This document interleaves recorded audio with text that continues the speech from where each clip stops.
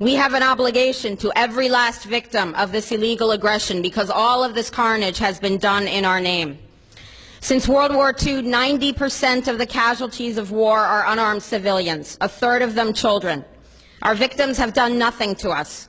From Palestine to Afghanistan to Iraq to Somalia to wherever our next target may be, their murders are not collateral damage. They are the nature of modern warfare.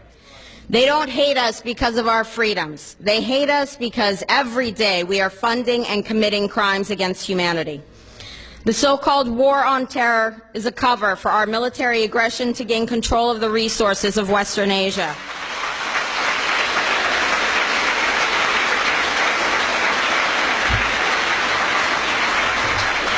This is sending the poor of this country to kill the poor of those Muslim countries. This is trading blood for oil. This is genocide. And to most of the world, we are the terrorists. In these times, remaining silent on our responsibility to the world and its future is criminal. And in light of our complicity in the supreme crimes against humanity in Iraq and Afghanistan and ongoing violations of the UN Charter and international law, how dare any American criticize the actions of legitimate resistance to illegal occupation?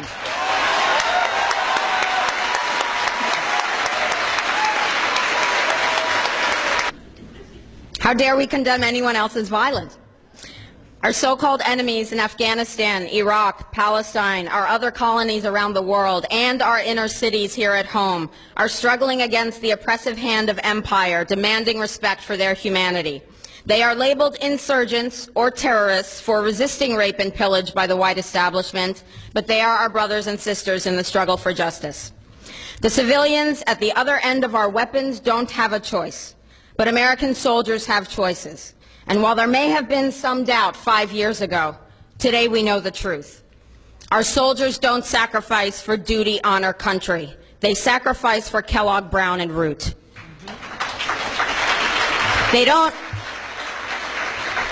don't fight for America. They fight for their lives and their buddies beside them because we put them in a war zone. They're not defending our freedoms. They're laying the foundation for 14 permanent military bases to defend the freedoms of ExxonMobil and British Petroleum.